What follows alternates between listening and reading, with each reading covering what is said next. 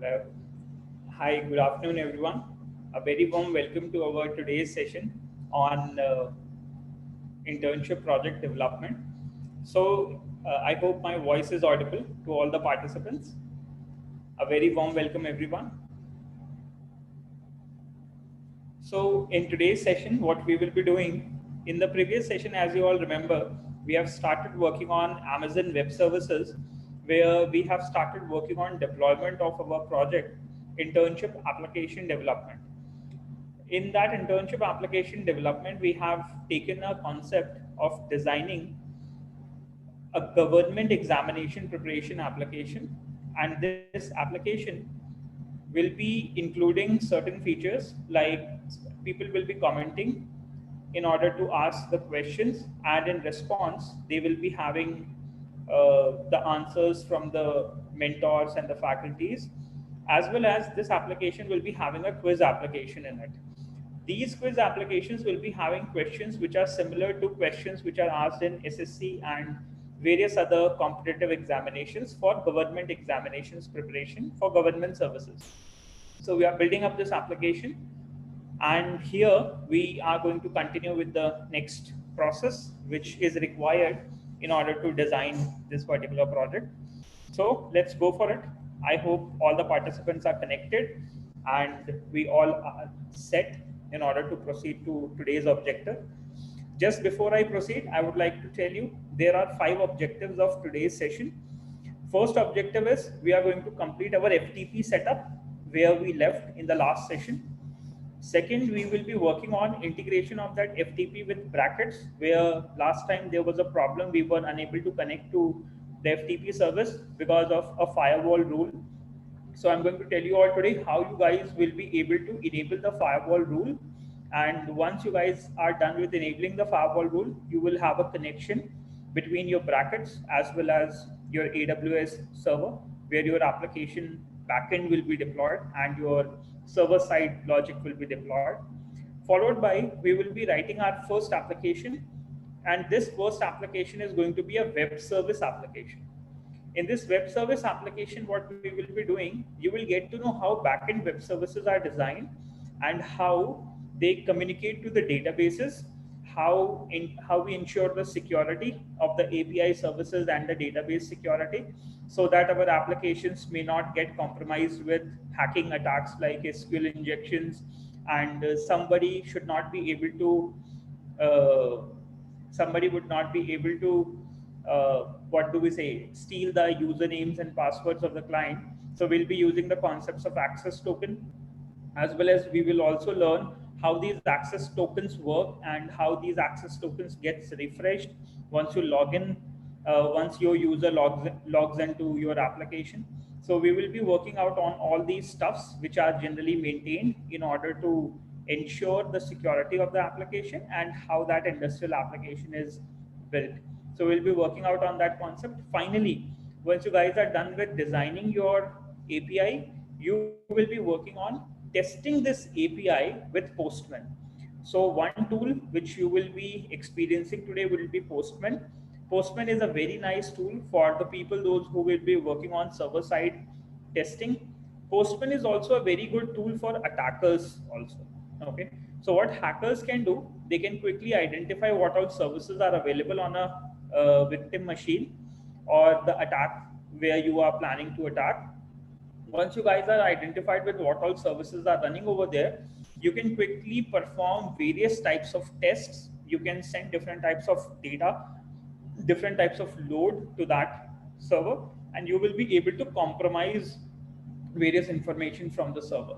Okay, so we will be having a discussion on all these today, that how we are going to set up the server, how we're going to connect back to the server.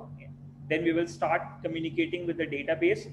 We will ensure how we ensure the constraints of foreign keys and the primary keys in the database. We will understand about it. Then we will proceed towards writing our first web service API, and today's web service API will be the login and the password login and the registration API. So you will be designing the registration panel, or else you can say the login panel, and then you will be testing that service with your Postman tool. Okay, so that's what we'll be doing it. And okay, somebody is wishing me happy birthday. Thank you, Saurabh Kardam, for wishing me happy birthday. Okay, guys, so let's go for it. And thank you, everyone, those who all will be wishing from now. So let's just continue with the session. So here, I'm sharing my screen with all the participants here.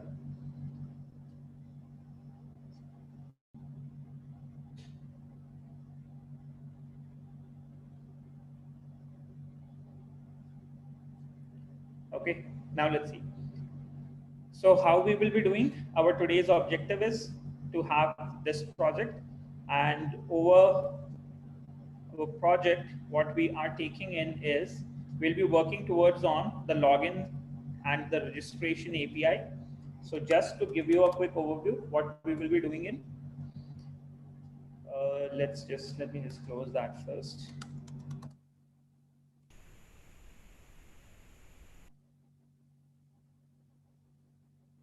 Okay, so here our objective is to work out on these two APIs. We will be designing the registration API, and maybe if time allows, we will be working on the login API also, or else we'll be taking up the login API in the next session. Okay, so what will be the objective? The objective would be somewhat like this. We will be having a server-side logic. Over that server-side logic, what we have to do, we have to set up, let's say, FTP service. Okay, I'll do one thing. I'll just annotate with this here. So we'll be having on the server side, we are going to have our AWS server. Over this AWS server, there will be a couple of things which we will be implementing. First, we are going to set up the FTP server. After setting up the FTP server, we are going to perform database designs. After designing the databases, we are going to write our first API. Okay.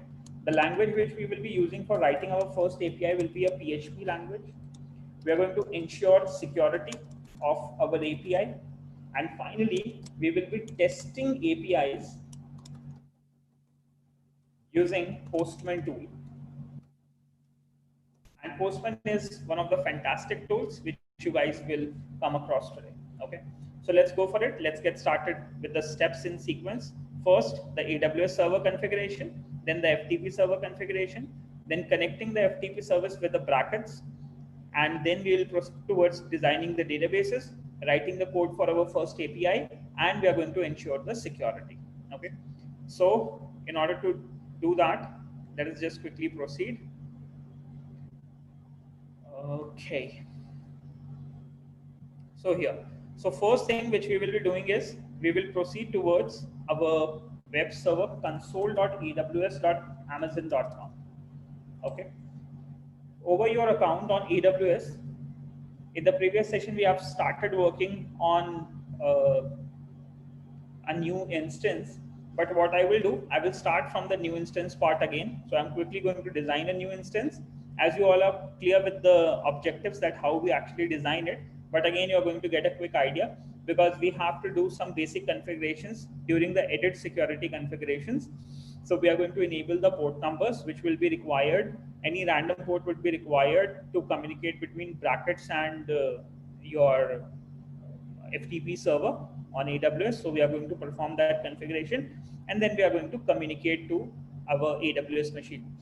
In the previous session, I have already told you about if you have the machine ready, you can quickly connect that with putty.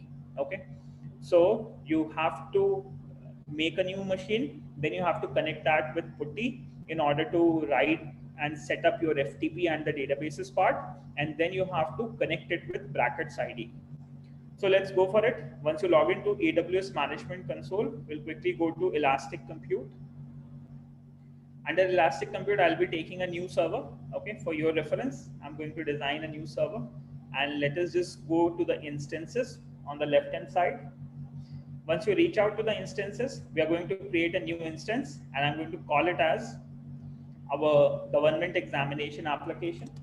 So in the previous session, we have taken Kali Linux as our operating system. So today as well, I'll be taking Kali Linux. Kali Linux is easy for us because we will be performing two types of tasks here. One task is to design and develop the application, Second task is the penetration testing part. So Kali Linux will be very useful in pen testing the application. So we are using the Kali Linux also because it has a lot of available exploit tools which can help us quickly check the security of our application.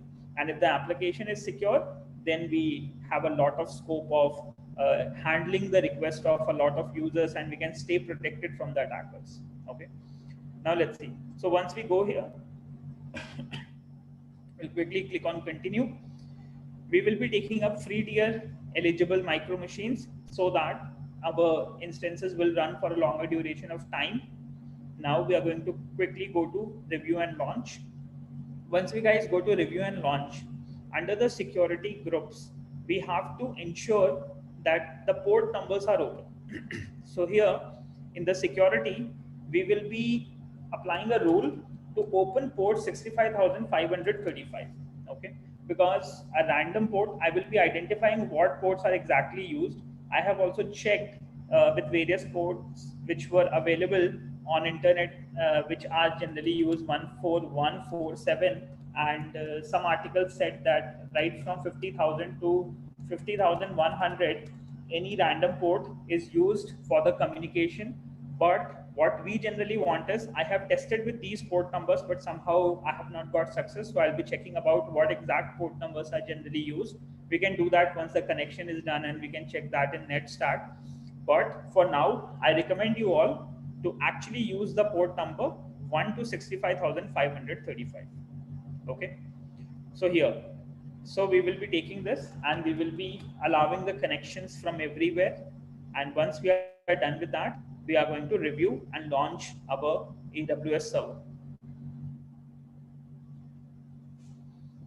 So now once we launch our AWS server over here, just we have to finally go to the launch button.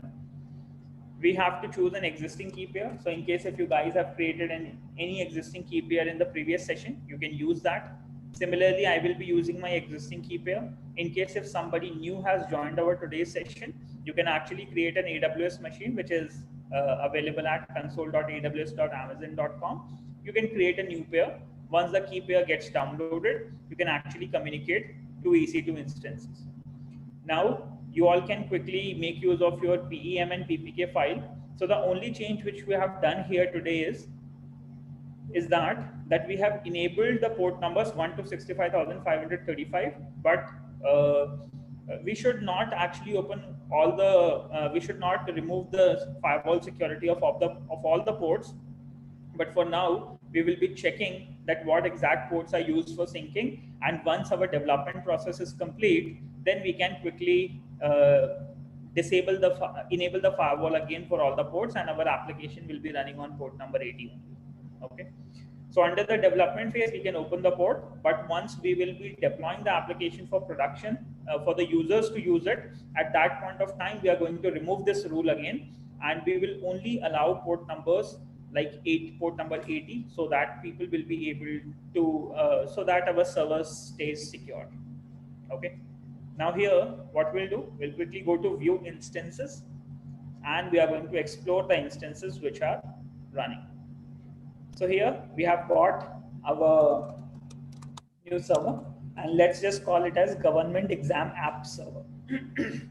So we will be working out on this government exam app server, and there will be a new IP address for the server, and this IP address will be 52.66.205.65. And I'm going to share that with all the participants. Okay, this is going to be our server.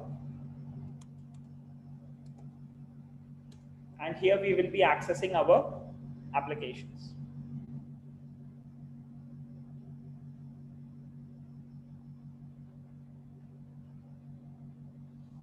Okay. Okay, so happy birthday. Thank you so much. A lot of people are wishing me. Thanks a lot. Thank you everyone for your kind wishes.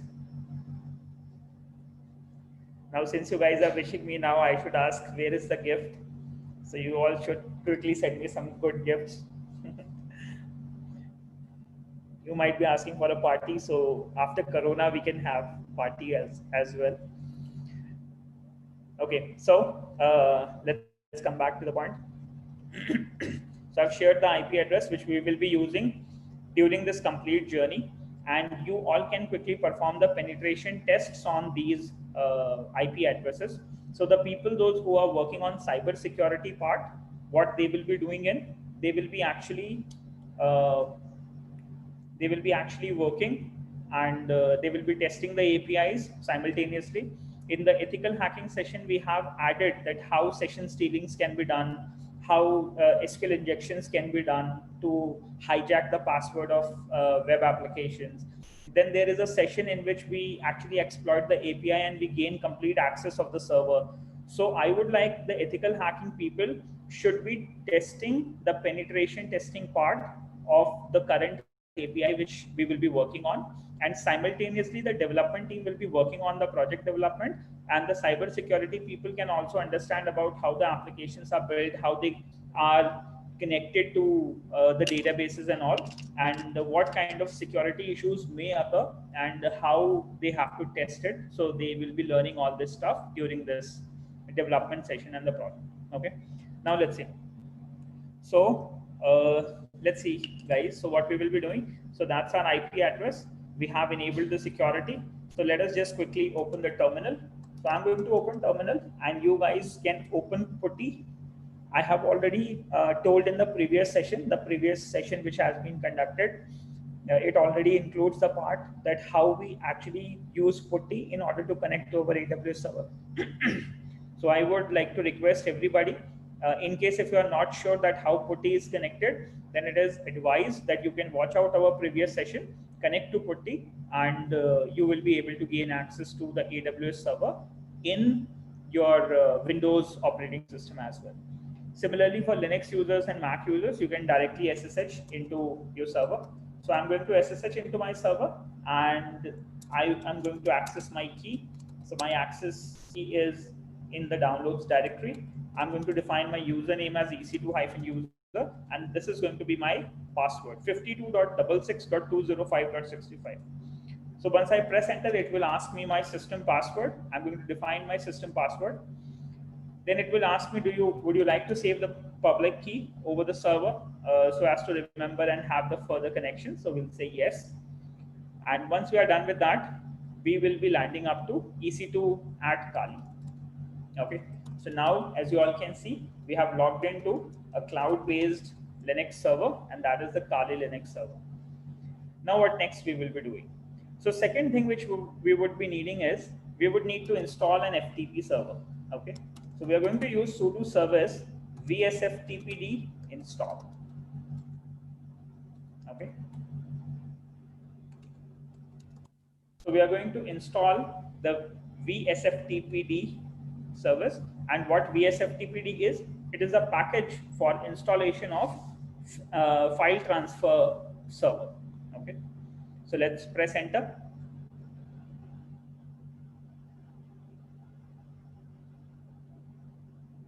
Okay. I'm sorry, sudo apt get install vsftpd. Okay, we have to install our server. So the command is sudo apt get install vsftpd, and sudo service command would be used in order to start the server, and we will be using start at this place. Okay, now, so once we have enabled this service, sudo apt get install vsftpd, our FTP server is going to be installed here. And now you can see successfully the FTP server has been installed. So once you guys are done with installation of the FTP server, second thing which we have to do is perform the configurations and enable the right privileges. Okay, so that the connection which we will be making with FTP server, that connection will have access to write the new files and update the code on the server. Okay, so in order to do that, we are going to make use of nano text editor, and using this nano text editor, we will be opening the configurations, etc., for vsftpd configurations. Okay, so you can make use of nano editor, and under the etc directory of Linux and Mac, Linux generally on any Unix based system, all the configurations file are available in /etc directory.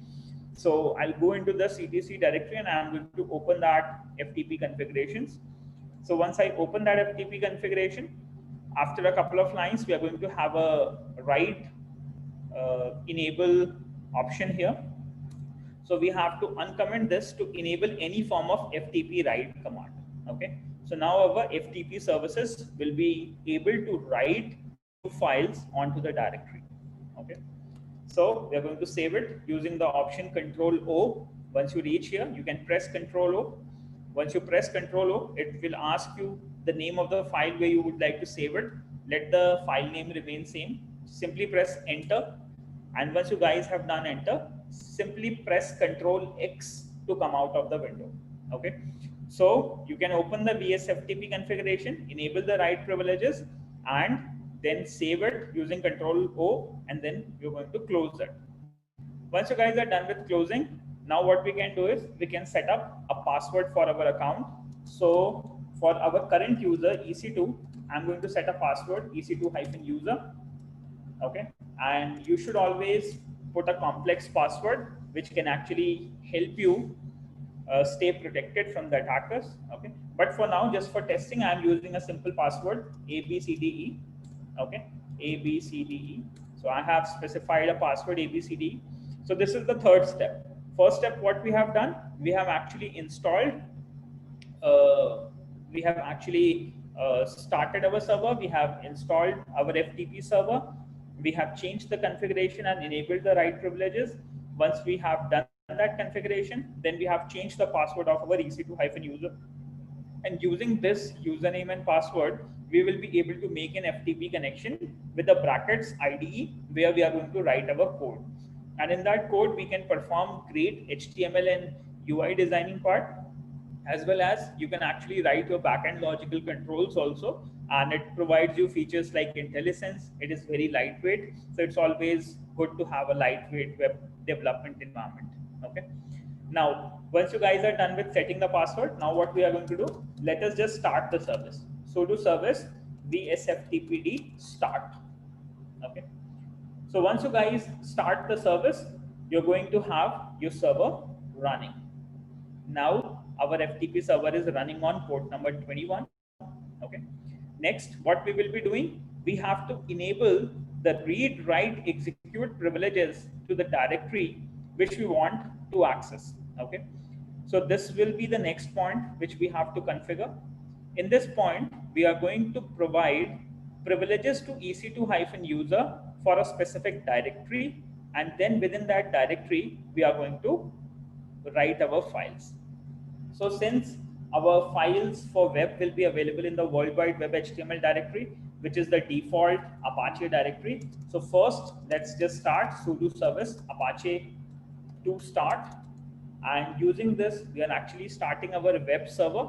And on this web server, we will be deploying our web service APIs. Okay. APIs are known as application programmer interface. So they always act as an interface between the database and the client applications. Okay.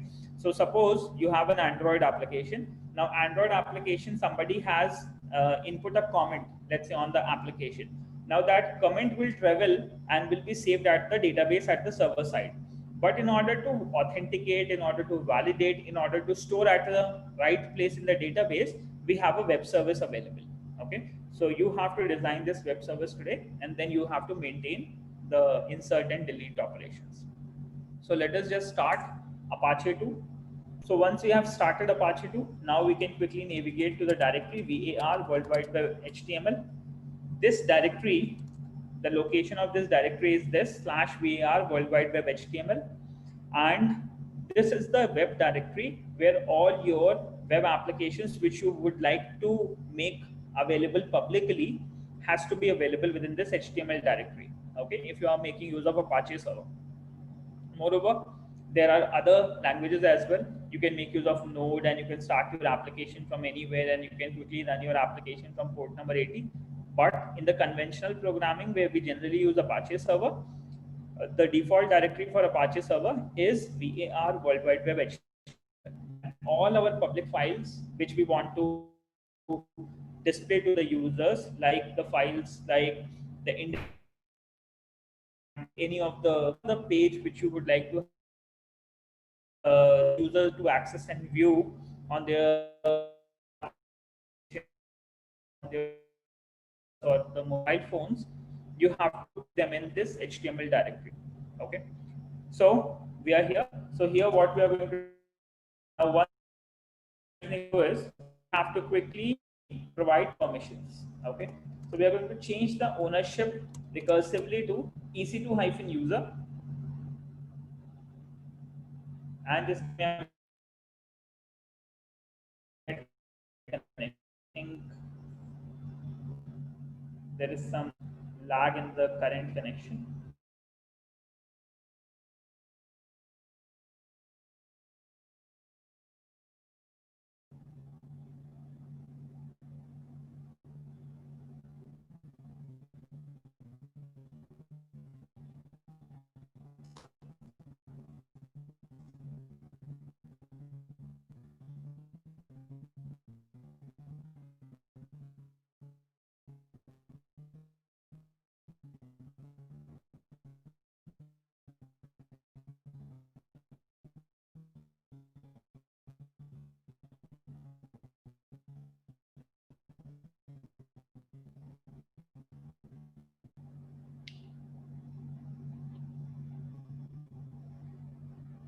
Okay, guys, I believe my voice is audible now to all of you.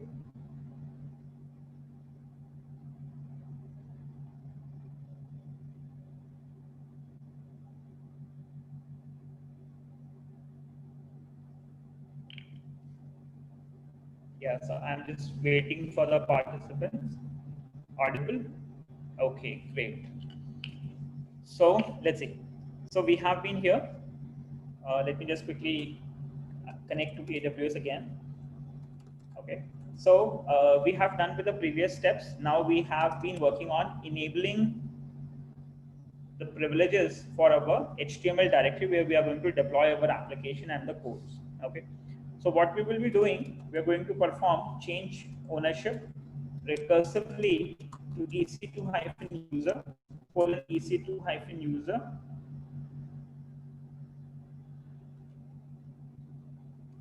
Okay. And to this directory var/worldwideweb/html. Okay. So we are going to change the ownership of this directory, as well as we are going to change the ownership of all the internal files and folders. Okay. And once we are done with that, also we are going to enable read-write access to this HTML directory. So for that, we make use of change mod. We would like to cursively allow the permission change mod to recursively hyphen forcefully, or let's say we can directly allot it to var World Wide Web HTML directory. Okay. So under any files, whatever is available over here, we will be allowing them the read-write privileges. So just to show you, if I show you ls-l/var/World Wide Web directory, you can see that the current ownership of EC2, current ownership is for EC2 user for this HTML directory, and we have enabled the read-write execute access for the time being. So till the development phase, we are going to enable these permissions, and once our development phase is over and we will be producing our application for production, then we are going to quickly change back these privileges to read, execute, and the basic privileges which should be allowed to the public users. Okay. So in the development phase, what we generally do, we try to give the permissions, try to update our applications and everything, try to write the code and upload the code on the server. And once we are done with that, we actually come out of that, which means once we are done with the application development process, then we resume our securities and we disable the write access to the directories where our project files are available. We disable the port numbers which we have specified for access on the firewall also. We are going to remove that, and then we can actually work out on the project. Okay.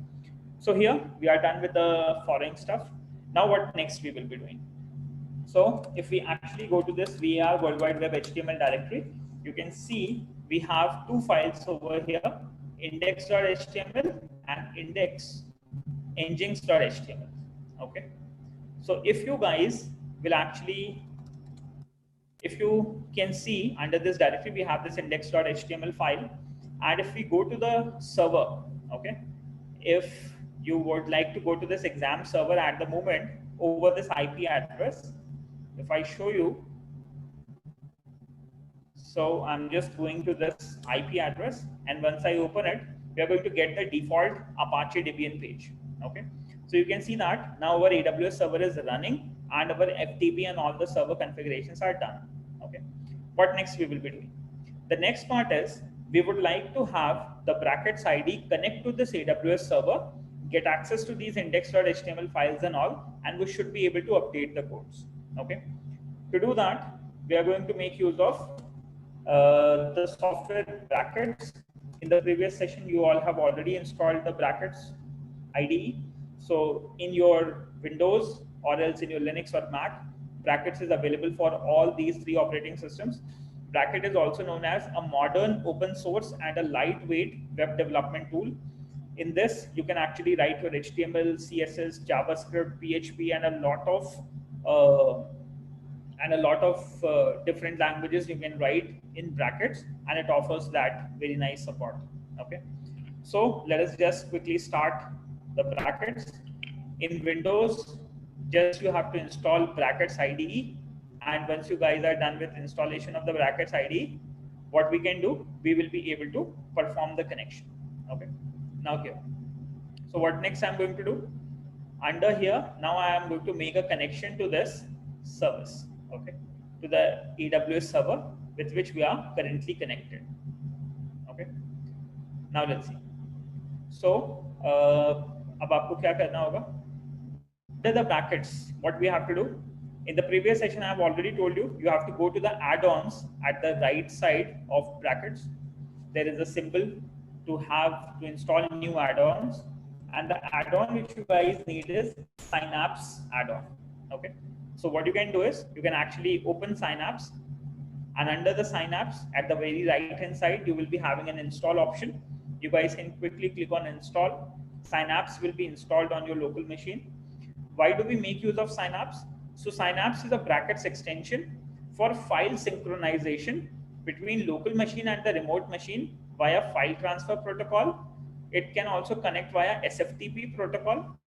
So these are the two protocols. One is file transfer, second one is secure file transfer protocol.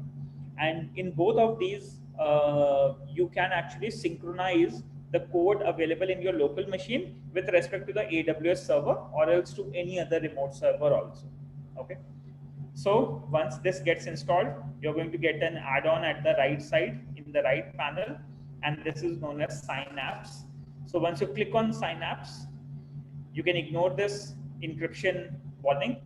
Now here, so as you all can see here, I have got multiple servers available over here. I'm going to add on a new server. Okay, so let's say I'm going to delete one unwanted server so that I'm going to get access to creation of a new server list. Okay, so let's say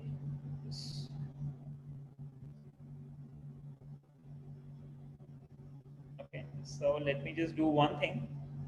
Let me just delete the previous servers which I have here, and I would like to set up with a new service.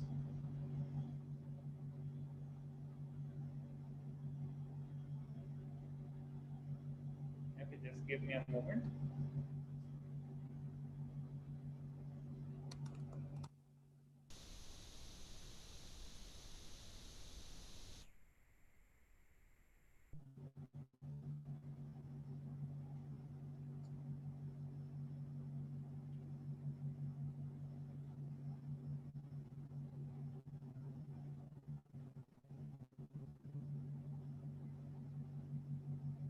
Okay, here we have this option.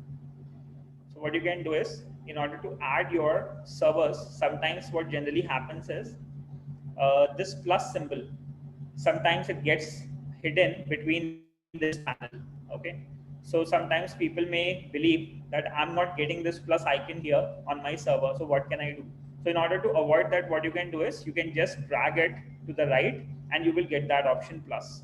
Okay, and this is to open your adding a new server, and the option is known as toggle server setting panel. So once you click on plus here, then you have to define the host. So let's say the host is 52.66.205.65. I'm going to define a username, and let's say the username is going to be ec2-user. Okay. Then I'm going to define a password. Password is abcde, and then I have to define the current directory. So I will be working on this var World Wide Web HTML directory. Okay. So once we do that, I'm going to click on append, and a connection request will be made to the server. Okay. Now you can see, since the ports are open now at the server side, we have got a successful connection with the server. So here you can see we have got append the server setting was successful. So that means we are now we have just verified that yes, the server exists, the FTP is also running over there, the ID and password is correct. Now once we have got the setting done, we can quickly click on connect and can get access to the files that are available on the AWS server. Okay. So there is an option to click on connect. Once you click on connect, a connection will be made and you will have direct access to the files. So here you can see these are the two files which are actually available at your AWS server. Okay. So this is your index.html and this one is your index engines debian.html. Okay.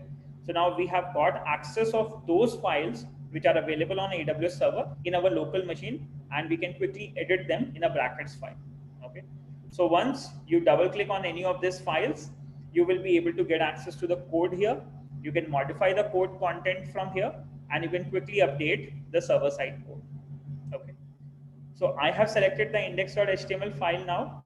What I would like to do, let's say if I select the complete file and if I delete that, and if I write my new HTML code, okay. So this is just a very simple code initially, which I would like to test for you all. So I'm going to write a message, welcome to our API server. Okay. So let's say I have just defined a simple method and I'm going to use Control S to save it. Okay. So you can see that the data is being transmitted. Once I have clicked on Control S, and now this data will be uploaded successfully. So you can see that the file has been uploaded successfully on var World Wide Web HTML directory and the index file has been updated. Okay, can you see that? So here it gives us the message. So that means whatever new code we have updated on our local machine will now be actually updated on the AWS server. And in case if we go to our browser and refresh the page, we can see that we have got welcome to our API server has been available. So I would like you all to quickly test that. Okay, HTTP and your server IP address, and once you open that, you can see that you will be able to access our application which we have designed just now. Okay.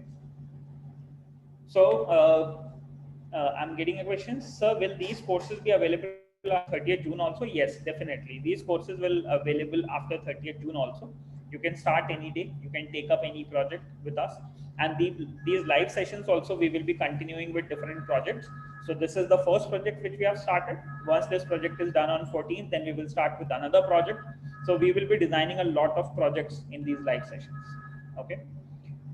Now, so guys, as you all can see, we have got our brackets setup done, and we have got our this server connected over here. Now what next we will be doing? So we are done with our first part. We are done with setting up of the FTP server.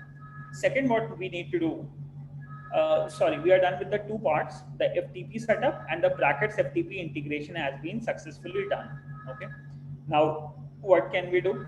We can actually design some great designs using HTML, CSS, and JavaScript, jQuery in order to quickly give a very nice user interface to the user. So that we will be working on.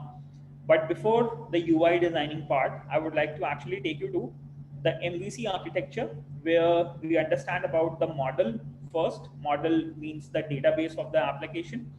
So we are going to design our databases. We are going to design the schema of the services for login and for register. And then what we will be doing, we will be working out on designing that application. Okay. So on an alternate server, I actually have deployed some of the constraints. So first what we're doing, I'm going to show you the constraints, how constraints are designed and what we are actually going to design. And then on the second server, which I have just currently created, we will be implementing that step by step so that you guys will be able to know how we implement each and every part. Okay. So so I'm going to open both of my servers. Okay, so for the time being, let us just quickly stop the brackets, and I would like to open one more connection. Actually, I'll be having that connection over here. Let me just turn it off. Let me just minimize this also. So I'm going to open another terminal. Okay, and this terminal I'm going to open in a new shell. Let's see, Command T, move tab to new window, and let's just bring it here. Okay. So here, what am I going to do now? Let me just quickly see the server where I have this configurations available. So I have created another server known as Doubts app, where I'm writing my code for testing purposes in order to show you what exactly has to be done. So I'm trying to complete the project as fast as I can, and then I will be discussing that part in our current session by deploying the same project on another server. Okay. So I've just quickly taken my IP address of my server, and I would like to make another connection to that so that I can quickly show you what exactly we would be designing. Okay. So let's say devanshishukla.pm ec2-user at this IP address. So what we actually have, so there are two servers. Okay, let me just keep one server on the left hand side, another server on the right hand side. So this server on the left hand side is an existing server. Okay, existing server where database and services are implemented. Okay, or else what we can do is, let us just quickly call it as the reference server. Okay, so this is going to be our reference server, and this is going to be our actual server where we will be writing the code. Okay, now let's see. So under this, what and how we will be doing. So let me just quickly show you first that what do we have available here. Okay, so now first we have to quickly check the server connection, the database server connection. In order to quickly connect to databases, what you can do is you can use sudo mysql -u root -p. Okay, so on your server you don't need to install mysql server. Just what you need to do, simply use sudo mysql -u root -p, and it will ask you for a password. Simply press enter, since root account does not have a default password, and you will log into the database. Okay, so I would like you all to quickly log into the database using mysql -u root -p password, and simply you can press enter in order to go to the password. Now what next we will be doing here? So you will be doing, under your database configurations, you have to quickly see the databases which are currently available. So on my current server, I actually have a Doubts app database created. Okay, so you might be asking, how will we be creating a Doubts app server? So I'm going to tell you that. Okay, so before that, let us just quickly do a simple step. Let's do sudo mysql -u root -p. So now you can execute the command along with me. So it will ask you for a password. Simply press enter, and if you get a message somewhat like this, can't connect to local MySQL server through socket mysqld.sock, this means your MySQL server is not running. So what you can do is, you can use sudo service mysql start. Okay, once your MySQL service is running, then what you can do, you can actually execute those. Okay, so what I'll do one thing. Let us just have the references available in a horizontal so that the complete commands would be visible. Okay, so we have got this server, the database server, and I have executed this command show databases. That is my existing server, and this is going to be our deployment server in which we are currently deploying the commands. Okay, so I've started my service. Okay, let us just clear it. So now what next we are going to do? So once we have started the server, let us just quickly connect to sudo mysql -user root -p. Once you connect that, it will ask you for a password. Simply press enter, and you will land up into the database. Okay. Now what we are going to do? So in this, we will be actually working on designing our database. Okay. So first, you can actually create a database. Let's say create database. And you can actually create a database with a name, let's say data. Okay. So what database we'll be creating? We'll be creating a database with a name, let's say Govt. So once you do that, you're going to get your database created. Okay. And if you again click on show databases, now you can see you're going to get your Govt database created. Okay. Once you guys are done, just let me know. Okay. So there are two servers which we are actually using at the moment, and one server is our existing server. I'm going to define it as reference server,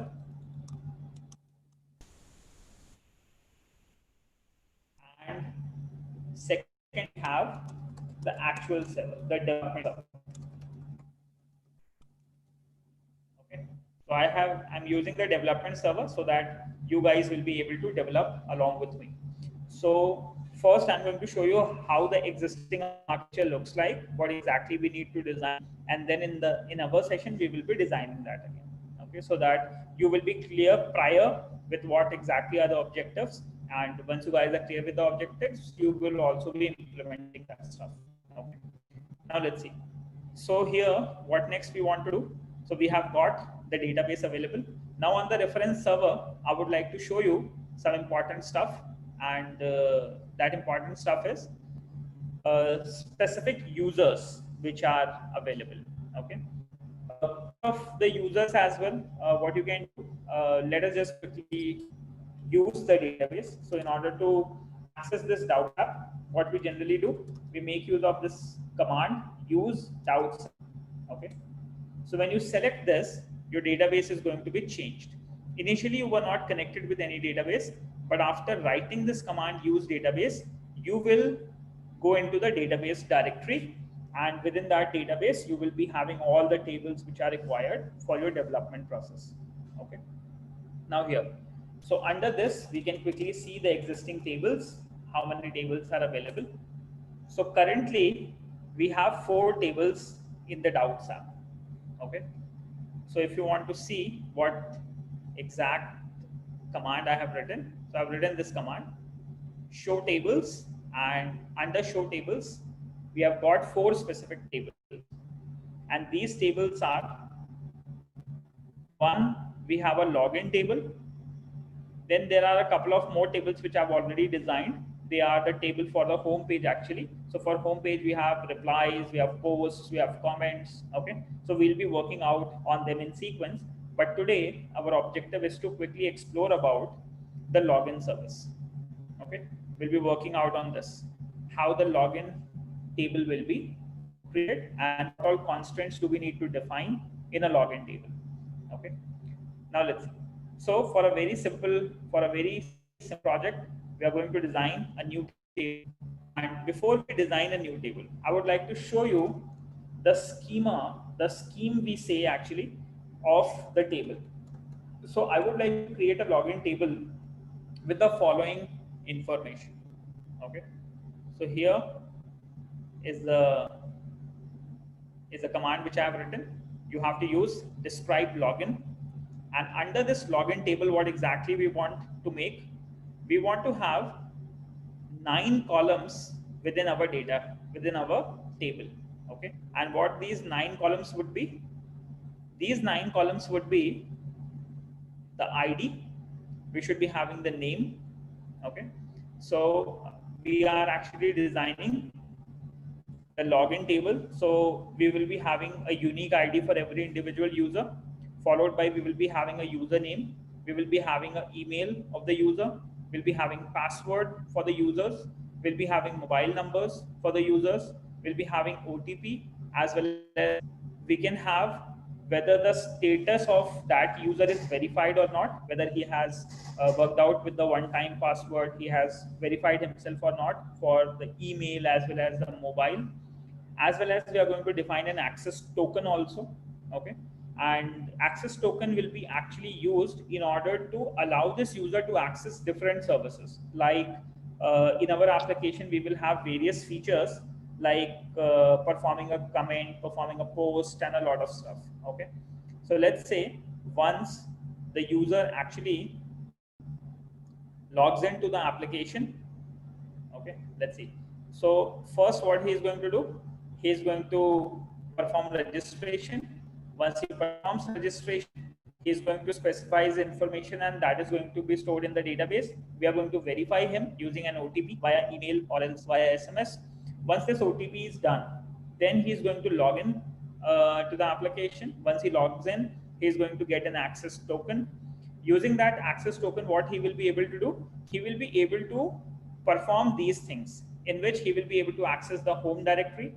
He will go into his default application where he can post his questions. He can filter the topics. He can quickly see what all questions he has posted. He can actually see what all different types of posts other people are actually posting. Okay, and the responses and everything. So we have to provide him an access to the resources. And in order to provide the access, what we generally do, we make use of the concept of access tokens. Okay. So login and password will be only used for the first time once the user is going to register on the server or on the database. Okay. Once the user is registered, then again, he is not going to make use of his ID and password again and again. Okay. Once he has signed in, access token will be generated, and using that access token, he can actually access other services. Once he logs out, the access token will be removed. Okay. So in case if somebody has stolen his access token or the session information, he won't be able to log in. Okay. So that's what we need to understand. And something like this works with Facebook. So in the Facebook and Google and various other good websites, two-factor authentications are used. Okay, and two-factor authentications are used to authenticate a user with their devices, with their email IDs. And the general rule is one factor is about something you know, which is your password. Second factor is something you have, which could be your mobile phone, your email ID. And the third factor of authentication can also be, but it's not much necessary for the websites. And that is something you have and something you are. So something you are is the third level of authentication, which actually means your retina scanning and all that stuff. Okay, so we don't want that in our website, but yes, we definitely be needing two factors authentication, in which first the user should know the password to access the server, and second, he should have a device where we will be authenticating him. Okay, so I hope this is clear. So we will be having the concept of access tokens here, as well as for the user profile image, we are going to have one field. So under the login, we generally make ID, name, email, password, mobile, one-time password, verified, access token, image token. Okay. So guys, I hope my voice is audible to all of you. And just before I proceed next, I would like to have any questions in case if anybody is having any questions, I would like to quickly answer them. Okay. Sir, I have submitted. Okay. So all the people, those who are asking here for the evaluation test, anything else, please, that is not the right time to ask here. We are working on the project at the moment, and we'll let you know once we are going to release the scores. You will be receiving your scores mailed today after this session. Okay. So we will be releasing the evaluation test details for all the participants. But other participants, those who are working along with me on AWS, in case if you have any queries as of now, just let me know so that we can proceed further. Okay, and all the information about the evaluation test which happened yesterday, I'm going to release the scores today. Okay, and they will be available with the Hackveda's ID, generally with that admin at hackveda.in, which is registered with G Suite. Somehow it's transferring, releasing the scores on spam. So we have created another email, simple Python application with which we will be transmitting all the scores and everything. And for analysis of the users, we have created a new Python script. So I'll be posting your certificates very soon. Okay. Now, so any questions, anyone? In case if you guys need to know anything about till now what we have done. So we have been working on creation of the login application. Okay. Now, in this login application, we are going to have certain information. Okay. But initially, what I would like to do in the reference server, before we proceed, you have to actually check. We have an ID table, which is a primary key. Okay. It is an auto incrementable key, which means as soon as we enter into the database, automatically the IDs are going to increase. Then the name of the user will be a variable character, which will be of 50 unit only. In case if somebody would like to insert a name greater than 50, he won't be allowed. So he has to enter a name less than 50. As well as for email also, there is a limit of 255 in case if somebody has a very big email. Okay. Then for password, it's going to be a 25 character password maximum. If somebody would like to have a password above 25 character, that cannot be done. For mobile information also, we should actually take 14 or 16 in case if you would like to allow extensions or anything like that. But for safe side, we have taken 20. Okay. But we can evaluate the mobile numbers in the API. So I'll tell you how you can filter, sanitize the values and in the API itself, and then you can store that into your database. Then you need to have an OTP. So we will be generating a 6 character or 8 character one-time password. Okay. So this one-time password is going to be an SMS password, which we are going to generate today.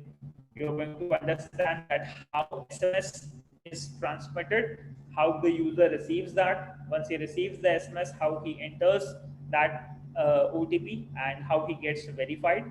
So once the user enters the OTP, he gets verified. We are going to update his verification status to active. Okay. Initially, we can keep him as unverified. So if the user is not verified, we are not going to allow him access, as well as we are not going to allow him access token. But once he is verified, then we can issue him the access token.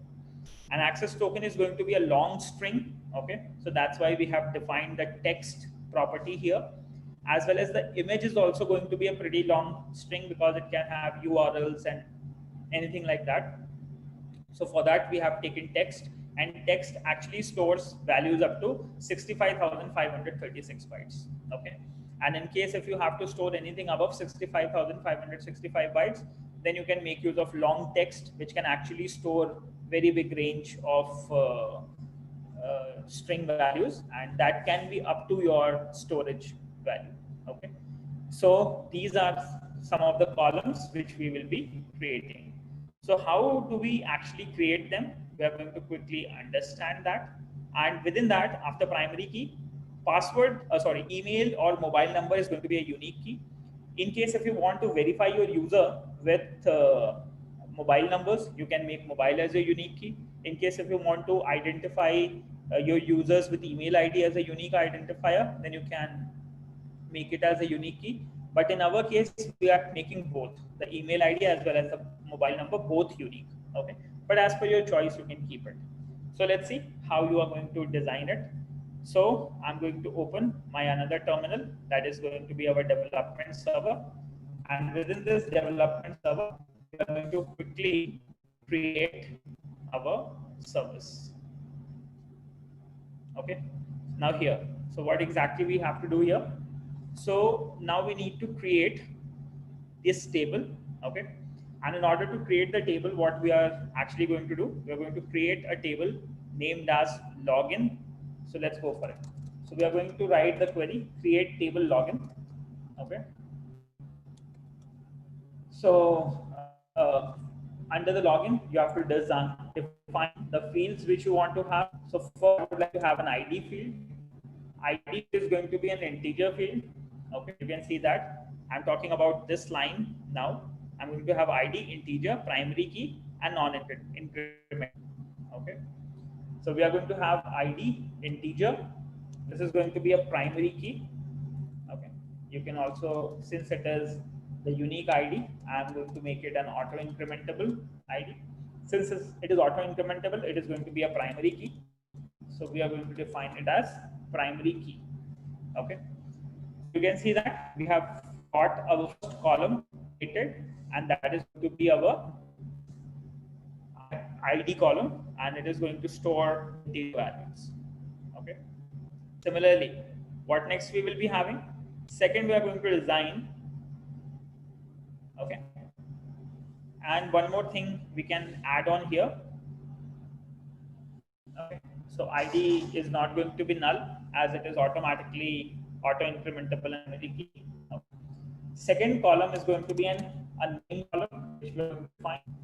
Name column will also be of varchar type, in which we are going to have 50 as the varchar character space. Okay. Then we are going to define it as null. So this means everybody is going to insert any values into the database with name as null. So that entry is not going to happen. Okay. So we have to define the constraint as not null. It doesn't have a key value, so we are going to leave it intact. Next, we are going to have an email. Email is of 250. You can keep it of any size as per your convenience. You can make it to 50, 70, 80, 100, something like that. And in case if somebody is typing email address beyond that, you can ignore it. But for the safer side, we have taken email as 255 characters. Okay. Again, this is also going to be, email is also going to be not null. Okay. So we are going to define it as not null. Okay. As well as it is going to be a unique key. Okay. So apart from that, you can actually define it as unique key. So we are going to have unique key and not null, which means no two email IDs can be stored into this database which are same, which means no two similar email IDs can be inserted into the database. SQL is automatically going to reject that entry. Okay.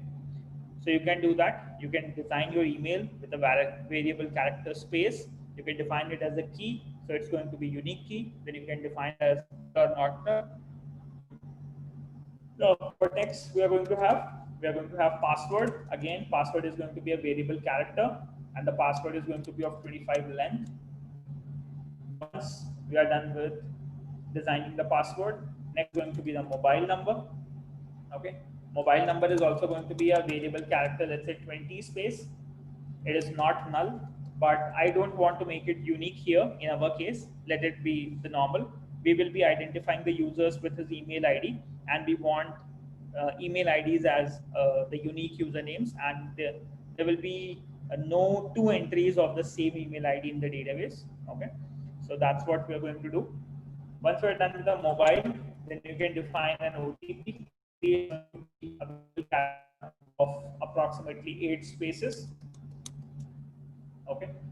So once you guys are done with that, then we can have another column. It can be null OTP, because initially, once the user is going to register, we can keep it null. We can remove the OTP to ensure the security. Okay. After some time, once the user is verified, so you can quickly define OTP as variable character 8, and you can keep it null. Okay. Followed by, we are going to have another column which is going to be a verified column. Under this verified column, we are going to have the character space of, let's say, 5, and this is because we will be using either true or false. Okay. So if the verified status is true, that means the user is verified. If the verified is false, that means he's not verified, so we are not going to generate an access token for him. And if he does not have an access token, he won't be able to access the resources on the website, even if he has registered for the same. Okay. Now, so we have used the variable character verified. Again, it is going to be yes. Okay. Next, what we need, then we need an access token.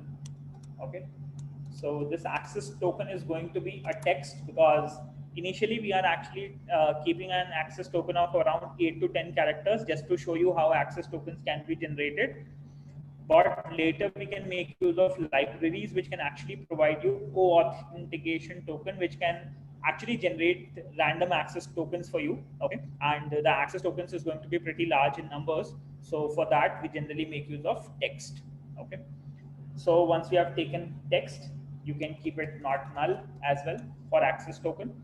So in the login, you can keep it null, because once the user registers, we are not going to generate a token for him. But once he signs up, or once he logs in to the application, so once he gives the username and password for login, we are going to generate an access token for him. We are going to resend the access token to him, and using that access token, he will be making further transactions on the application. Okay, transactions on the application means he will be working out with different queries like commenting, posting, reading the data, and attempting all the quiz and all that stuff.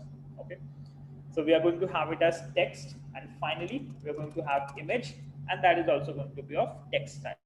So this is how we generate a login table on our development server. So once we press enter, we actually have to use the database. So let's say I'm going to use Doubts app first. Okay, we're going to make use of Doubts app. So once we are in the Doubts app, then here we are going to create the table.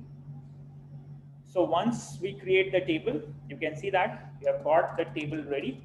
And if I execute the command show tables, you can see we have got a new table known as login created now.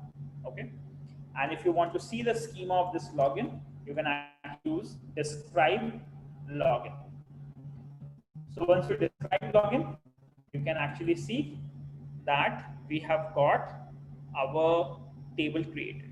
Okay, so here is our login table, in which it is slight different with our previous Doubts app, just because I have defined the ID as primary and the email ID as unique. Okay, I have not taken mobile number as unique this time, as well as I have kept little variances while deciding the OTP, and OTP, verified status, access token, all these can be null. But there are certain basic entries like the name of the user, the email of the user, and the mobile number. Once they are going to enter to the website, once they are going to register for the site, these should never be null. Okay, so we have got this information, and we have got our first database schema created. Okay, so till now, in case if anybody has any queries that how do we actually design the database part, so you can actually create a database, you can use the database, you can describe the login. Okay, and then you can proceed further. Okay, I hope this statement is clear to everyone. Now, by the time, let me just quickly see in case if there is any questions. Now, anybody, any questions, you can quickly ask me, and in case if there is none, then we can quickly proceed further with the next step. Okay, so till now you guys are done with creation of your databases, as well as you guys are done with creation of your login table, and you have defined the constraints of your login table as well.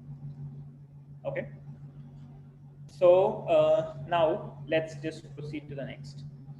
So now Harsh has asked a question, sir, did we get notes or something? So yes, all these things which we are doing will be available in the video format, and all the script codes will be available for the participants on our platform https:/hackveda.in/121. Okay, slash hackveda.in/121.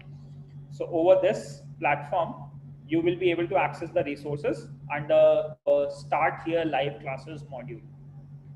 Now, guys, let's see. So I'm just quickly going back.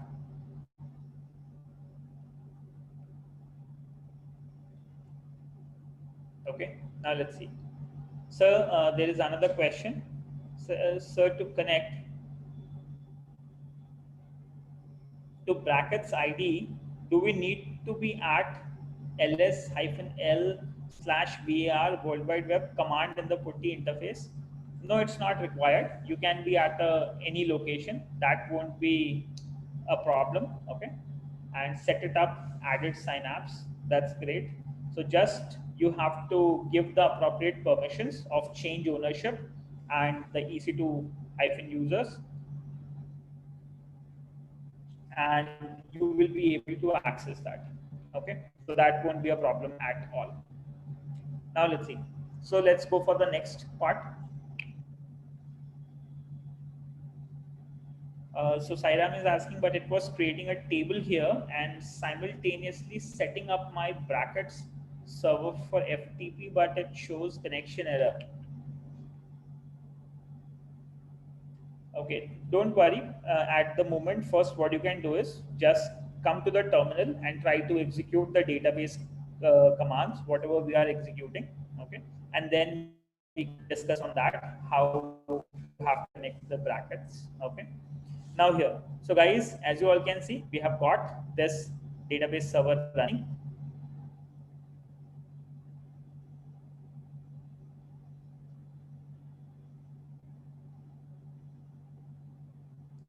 Okay. And we have got a couple of unique keys. So now, in case if I execute a command, something like this, select star from login at the moment, okay, you are not going to have any entries here. Oh, so sorry. It's going to be select star. Okay, so there is an empty table at the moment. Now what we want to make a service. Okay, and what this service will do, this service is actually going to deploy your what do we say, it's going to be deployed on the server side, and once it is deployed on the server side, it will be capable of receiving the user's request and performing an entry to the database. Okay, so how that has to be done, let me just quickly show you.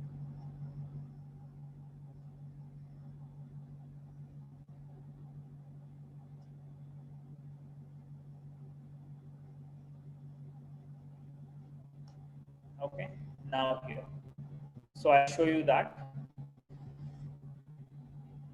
Now before we proceed further,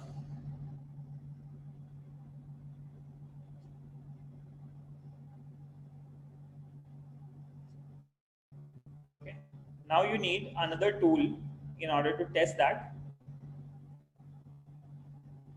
Okay, so in my previous database, I have got a few entries, which is the reference server. I'm just showing you an entry of the reference server also, just to show you what exactly you guys to make. Okay, so let's say once we are here in the login, you can see in the login, you're going to get certain somewhat reference to you. Have the ID, name, email, password, mobile, OTP, application, access token, and the image. So we have got email ID, password, mobile. We have got a 6-digit OTP as well, which is a mobile number sent on SMS. And there is an access token also allotted for the user. And this access token will be used by this user in order to access various services on the server or on this application. Okay, so now what we are going to do, I'm going to empty this table entry, and then I'm going to perform a new test to show you all. So how, in case if you have any existing data in the table, how you can truncate the data, how you can remove all the entries from it. So there is a command known as truncate. So if I execute truncate login, my data is going to become empty. But since what I have actually done in my database, I have actually set up certain constraints with other keys as foreign keys, and so what will I be doing? You cannot truncate it directly. Okay, So we are going to come to that point also as soon as you progress further. So let's see. So currently, let us just talk about your current server. So before that, what am I going to do? I'm going to quickly perform a test with Postman. Now, what is Postman? Let us just quickly explore. So you guys have to go to google.com now and you have to download one of the nice tools, and that is Postman. Okay, just go here and search for Postman download. What is Postman? It's a very nice tool. Okay, so there are millions of developers, those who actually use Postman. More than these number of companies actually relies on Postman in order to create the APIs, okay, application programmer interfaces. So the collaboration platform for API is Postman, and it's a very nice tool. So I would like you all to actually download it. Okay, so we'll quickly go to Postman. And here I'm going to share the download links with you. So as soon as you reach out to the website, under the downloads, you're going to get that. I'm sharing the link to downloads here. You can actually go to postman.com/downloads. Okay. Harsh is asking, OTP needs to be private. So I didn't get the question appropriately. In case if you can reframe the question again, I'll be able to understand. OTP needs to be private. I didn't understood. OTP should be something like a one-time password, which is going to be sent to your mobile phone. And once the user views that mobile phone, once he receives that number, then he puts that number on the user interface, and then he gets verified. Okay. So doesn't matter. It can be kept private by a user, because it totally depends on how the application is maintained. So in case if I am performing certain operations with OTP, let's say in case of instead of access token, if we will be using OTP for different resource access and providing the create, read, update, and delete operations, then definitely the OTP should be private. Okay, but in case if we are not using OTP at all, apart from the verification process, then it doesn't matter. In case if you share your OTP with someone, it won't be a problem. Okay, so it totally depends on the architecture. So generally what we do, it doesn't matter with the OTP. OTP is just for the verification process, but in major good applications, whatever is required, you have to create an access token concept. Okay, access token will actually help you protect your security. Okay, so in case if somebody has stolen your access token, maybe what you can do is you can quickly sign out and sign in into your account. Once you sign in, the access token will be refreshed. And in case if somebody has stolen the access token also, which is very difficult. Otherwise, in case if there is an attacker who can easily hack the access token of a user, may not be able to get access until and unless he hacks the username and password of the user. Okay, but that too nowadays what is happening, once the user transmits his password from the client side to the server, that encrypted password, there is an encryption which happens at the client side itself, and then that is transmitted over the network. Okay, so in case if somebody tries to capture the packet also, the password remains encrypted even if that is flowing through the HTTPS packet. In case if you extract the data from the HTTPS also, the password remains encrypted for certain applications like Facebook and Google, but for other applications still under the HTTPS, the password goes in the plain text and people can access it. So we will be talking about that stuff also, that how we will be ensuring the security of the project along with the development. Both of the things we have to keep in mind. Okay, now let's see. So once you guys are done with this, now you have to download the Postman. Simply come here, click on download Postman. Postman is available for Windows, Mac, and Linux. It's a very nice tool. Okay, it's one of the fantastic tools to deal with the projects. Okay, now once you guys are done with the download of Postman, simply go here, click on download. I'm using it with Mac. So what am I going to do? I'm quickly going to open Postman.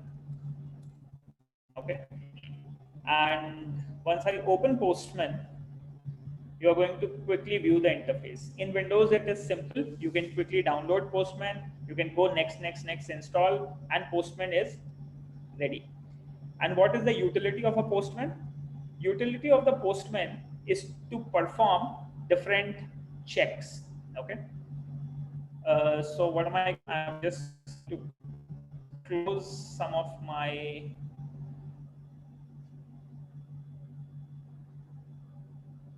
okay. Let me just close the previous windows so that it will be easy for you. It will be easy for me to explain you all step by step what exactly is happening, and then we will proceed next.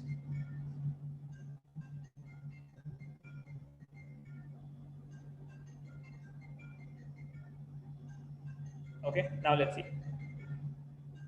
So once you guys are going to reach out to Postman, you will have a project somewhat like this. Okay, is that clear? And you may be available in the history, or you may be available in the collections by default, or maybe in the APIs. Okay, so you'll land up here on this interface. Now, how you have to get started with Postman? So there are two things I would like to tell you. When we make an application, I'm going to annotate that here. Okay, let's say, suppose we have a server, okay, and we have a client. On the client, there should be an application. Let's say we have a client and there should be an app. On the server, this is going to be a server. Server is going to have your logic as well as your database. And this logic will actually be communicating to your database part. Okay. So now what exactly has to be done? In case if you have to test whether your server side logic is clear, you need to have the client app running, which can send the request to the logic, and the logic can quickly perform the entries into the database, and then he can gives the response back. But somehow, in case if you guys do not have the login ready, okay, initially when you start the project, because we always try to start with the development side from the server side for the development, so it is possible that you may not be having a client app. Okay, then how will you be testing? Here comes the concept of Postman. Okay, so Postman application helps you act as a client. Okay, and you can send various different types of requests using Postman in order to test whether your server is running appropriately or not.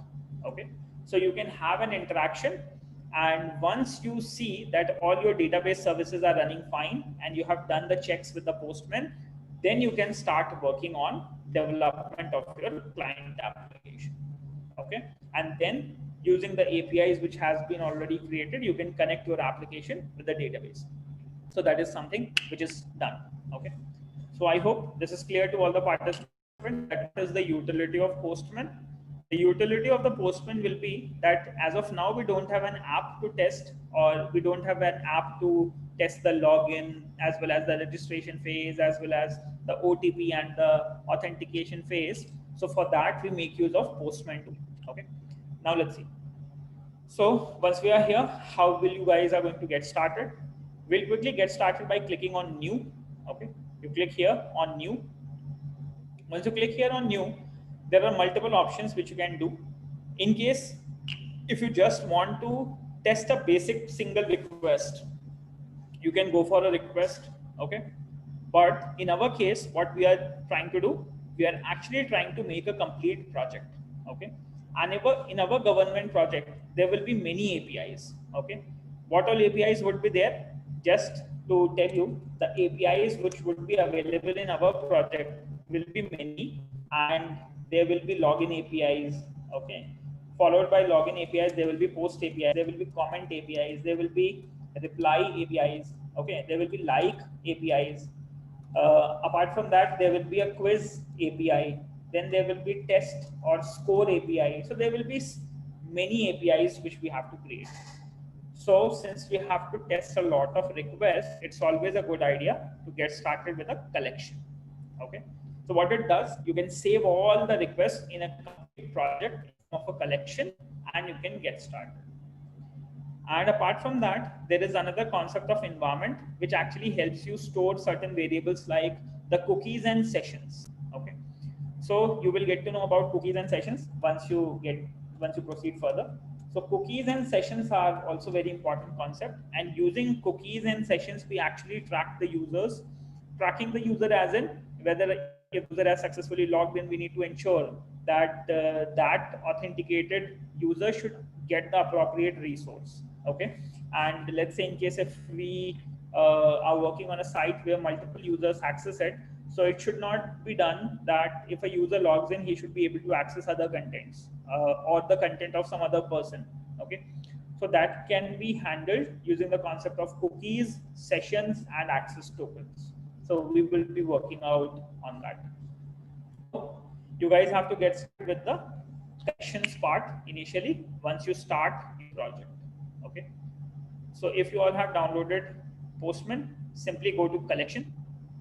And once you reach out to the collection, you have to give the name of the collection. Okay. What exactly you will be designing. So in this collection, we are actually going to make a new project, and let's just call it as government app. Okay. Government exam app. Let's say I'm going to call this project. Okay. So this is a government examination app, examination preparation app with features of quiz. Okay, so somewhat like this. That's a basic description I have given so that I remember which project contains what. Because once you will go into the industry and when you will start developing multiple projects, you will be working on multiple projects simultaneously. Okay, so it could be possible you're working in a company and you have been awarded 5 projects, let's say, and all these 5 projects will be of different type and they will be having different number of queries or the APIs. So how will you be tracking all? So you need to keep a different collection for each of your projects, and that is the only way to easily and efficiently work and develop the APIs and test the APIs.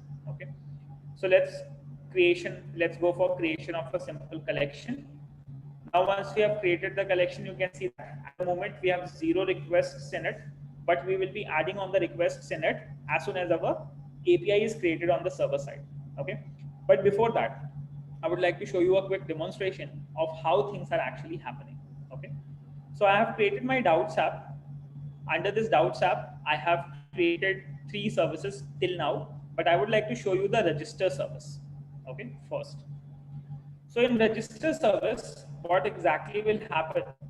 Currently, what I'm doing is, if I show you the database here, the database which we have created for this. Okay, here you can see this is the relevant database, and I have made a test also here for this entry, which is shown to you. So currently in my login table, what exactly is happening? I'll show you in a moment. Just give me a moment. Where's the annotations? Yeah, here. Okay. So this is my existing server IP address. Now we will be replacing this IP address with our new IP address once we will be writing our own service. But consider this is the previous server, the existing server where we have set up our database. As well as on that server, we have created a new application, or else you can say an API. Name of that API is register.php. Okay, so under the VAR World Wide Web HTML directory, we have kept a register.php file. Now that register.php file is capable of receiving these 4 values: name, email, mobile, and password. It can be treated as a key. Okay, these are generally known as keys. The respective values for each key will be transmitted to register.php. Okay, and once that reaches to register.php, register.php is going to make an entry into the login table. Okay, and once he makes that entry into the login table, you can actually refer. The entry looks somewhat like this. Okay, this is the second entry. So I have used VK Shukla, vmdd.tech2@gmail.com, password as ABCDE12345, and 98917 is the number which has been given on this request. Okay, so if you can see, this is the complete details which has been received over here. Apart from that, there was an OTP generated and an access token generated, about which we will talk further. Now you can see this is somewhat which we have to do. We have to create the database, we have to write a service at the server side, and from Postman we are going to send a request to the server to that API we will be transferring some data like name, email, password, and mobile for the registration process. Once the request gets approved, okay, we are going to get a response here. Okay, so what kind of response you're going to get? Let me just quickly show you. I'm going to clear this and I'm going to make a new entry. Let's say in the database currently, if you all can quickly see, there is no third entry. Okay, I'm going to make a third entry into the database now. So currently, if you all can see, if I open that and if I execute select star from login, okay, you can see that there are two entries. One is Devanshu Shukla and second entry is our VK Shukla. Now, what am I going to do? I'm going to add in some more entries now. Okay, so I'll show you. Again, I'm going to execute that command once I'm done with the test. So just I'm showing you a display of how we test the service at the server side using Postman. And then I'm going to teach you that how you actually design the API. Okay, let's see. So I'm going to use my server. I'm going to, let's say, define a name over here. Let's say the name is going to be, I'm going to put something like Salman Khan, let's say. Okay, and let's say I'm going to say Salman Khan at skf.com, something like that. Okay, maybe that email ID would be a bad email ID, so I'm going to register a correct email ID. Let's say I'm going to define my terminal apps Hackveda, because at the server side we are actually validating whether the email ID which is provided is correct or not. In case if the email ID is wrong, then we are going to get an entry like the email ID is wrong, you have to use an appropriate email ID. Okay, as well as in case I'm going to show you how that particular thing works. Along with that, we are going to specify a password. Let's say I'm going to define anything like my new password or something. As well as I need to have a mobile number, so I'm going to define my number 9654825370. There I have kept two unique keys, so in case if this number exists on the database, I'm not going to get an entry. So I'm going to quickly check back in case if I have that same number used in the entry. Okay, so just give me a moment, I'll check it. So here I have 9654825370 used in the mobile.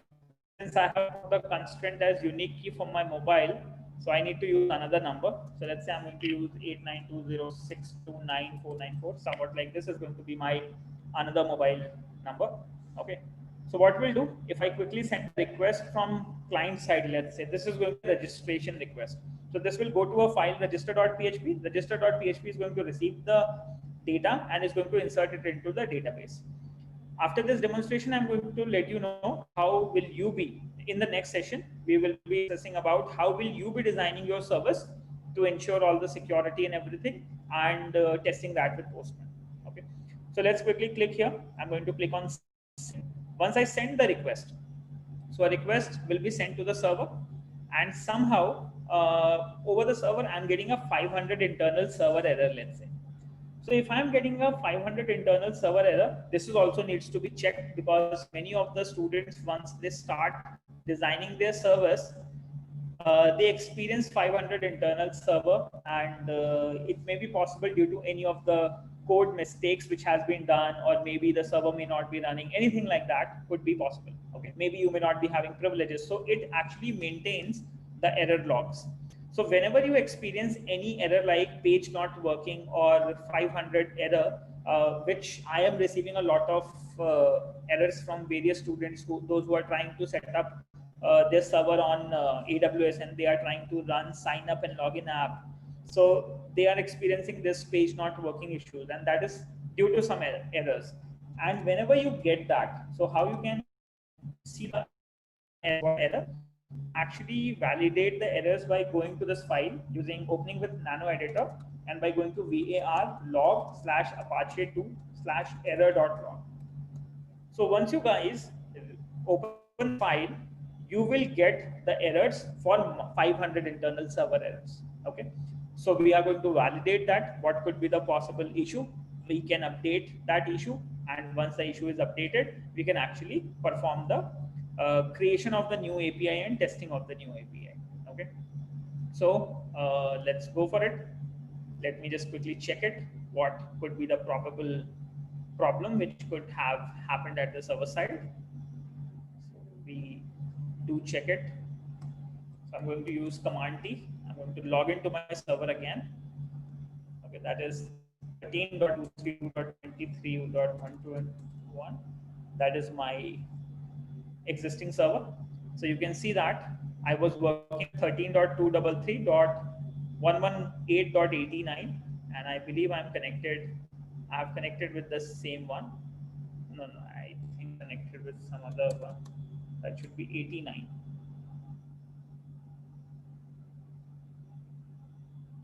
13.233.118.89. I should be connected to this server of mine.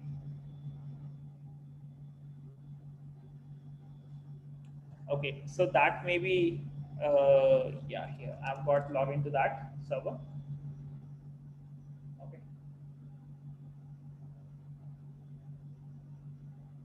Now here, so you can see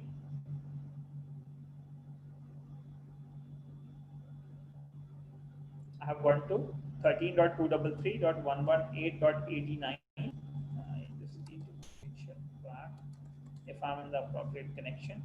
I'm going to connect with 13.233.118.89. 13.233.118.89. Okay, so I'm going to connect to it. Now once I connected, I'm going to open sudo nano. Let us just go to the top, and I'm just checking why we have been experiencing the 5 internal server error. So sudo nano /var World Wide Web HTML. Oh, sorry, var/log /apache2/error.log. This is the log file where all your Apache errors will be available. So you can see that the last line displays a PHP error. Okay, so you can ignore the notice and the warnings part, but in case if you are experiencing anything like an error, that definitely has to be checked. Okay, so it says on line number 61 there is a problem. And what could the problem?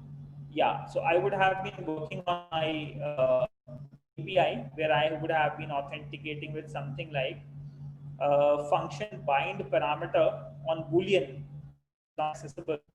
Okay, got it. Call to a member function bind parameter is not active. Okay, so this generally happens if you don't have the permissions on register.php file. Okay, so what I can do is I can quickly close it, and in case if you get an error like bind parameters issue, you can actually do this. So smart 7 and go to var World Wide Web HTML. Okay, and you can give access to all. So then probably that issue would be solved, and then you can actually perform the test. Okay, so what we'll be doing, you can quickly go for it once you are done with that. Again, I think that was I was updating my API somehow, so let me just quickly check back. One more error we have received here, and that is on line number 61 bind boolean number not identified. Okay. Okay, so whenever you get any error like bind parameter on boolean is not defined, that could be due to, there could be two reasons. One could be the permission issue on register.php, and sometimes the second issue which we generally face would be maybe the would not be accessible where the boolean function is defined. Okay, so just to quickly give you a reference, so what we can do in case if you experience anything like that, in that case you can actually go here, and for the boolean find parameter boolean you can quickly search. Okay, and whenever this happens, the find parameter boolean, the major issue mostly would be that whenever we try to bind that parameter, it could be an issue that okay, yeah, so I would be like, I think I would be testing with some parameter and I would have provided some wrong parameter. Okay, so I'll just quickly check back, and I'm going to show you on line number 61 what exactly I have done. Okay, so just I need to go to my brackets. I need to connect to my server just to update and show you how that service would be working. Okay, one thing I can do instead of going into the register first, I can quickly show you, because I just wanted to show you the demonstration. But let's see. Okay, I'll do one thing. I'll just quickly connect to my another server. I'll disconnect with the current server. I'll go to my brackets, connect with the new server. The IP of the new server is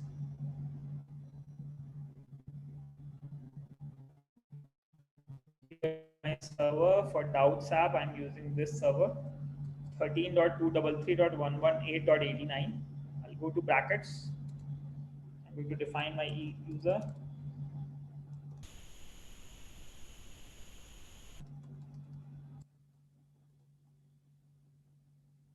Okay, I'm going to make a connection to that server.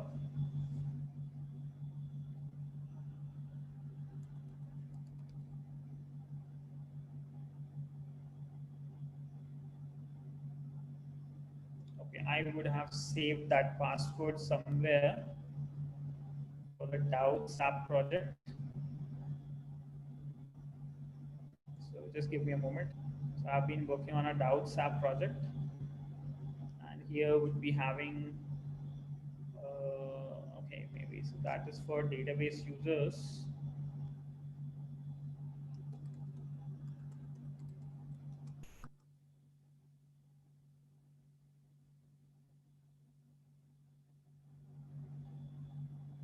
Okay, yeah. So I've got connected to my 89 server, and I'm going to quickly show you how that register.php has been written. And in case if it is saying me to update line number 61, how we can do that. So now over this server, we have various service files available. And here is our register.php file over line number 61, which has been experiencing the 500 issue because I have been working on this particular API. So I'm going to tell you how you are going to design this step by step, and a lot of things you will be doing, like you will be receiving the parameters, name, email, mobile number, and password. Then you will be sanitizing the values for strings, emails, and the numbers. Then you will be having various authentication keys for verification of whether you are receiving the right emails or not. Okay, so in most of the applications you would have seen, if you actually try to define a wrong email ID, then it does not gets into the database, or the account does not gets created. So how you can do that, that is also being tested over here.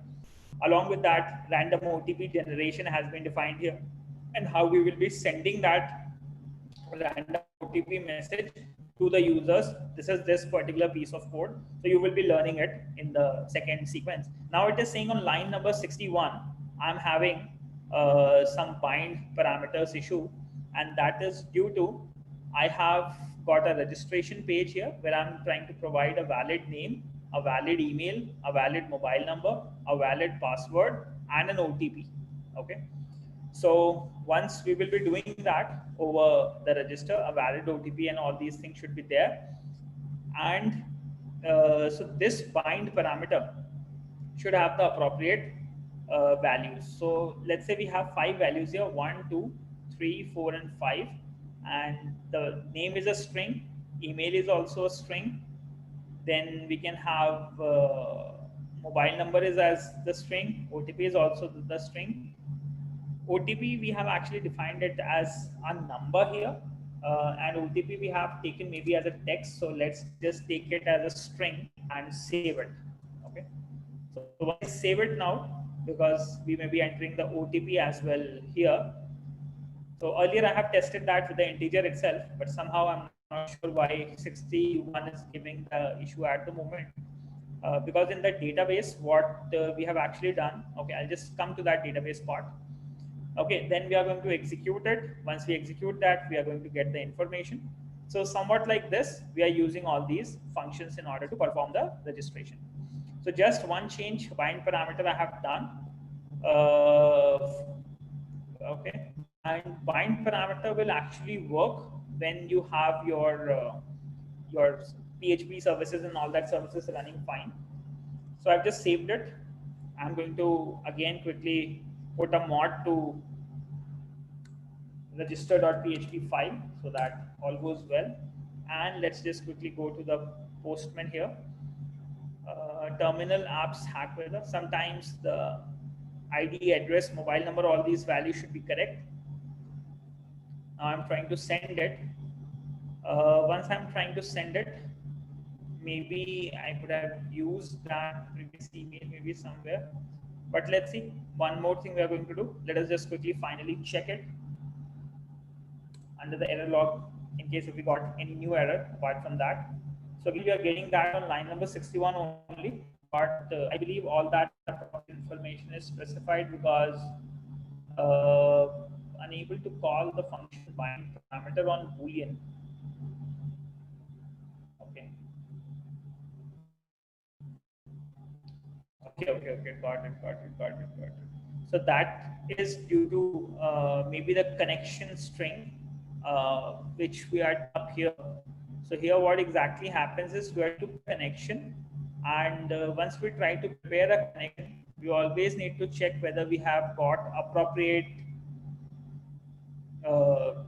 connection of the file or not. Okay. So sometimes if DB does not have the appropriate permissions, you might also land into this issue. So I'm going to quickly go to VAR, World Wide Web. I'm going to let you all know how you will be configuring all this. So since I have already given the appropriate permissions to all these files here, and we have access to the read, write, execute, and the EC2I user, there shouldn't be any problem. But again, I will also check on a, we are trying to execute on a Boolean. Okay. So on a Boolean means we are taking this. We are here on the register.php, and over this we have taken name, email. Okay, that is fine. Cursor, we have taken random variables. We have taken just for the connection. We have defined in a statement. We're trying to insert into the login where we have the name, email, mobile number, password, and OTP. OTP we have generated here is a random number. OTP is a number over here. So for number, okay, it could be a decimal digit, and that should be an I for sure. 1, 2, 3, 4, and 5. So name, email, valid mobile number, I think it's a variable character, so that is also a string. OTP, I'll just quickly check with the database what description we have taken for the OTP values. Describe login. OTP is also varchar. Okay, so OTP is a varchar, so that actually has to be an S because we are trying to insert the values, and here a random number. Here we have to. So I've tested with that, but not an issue.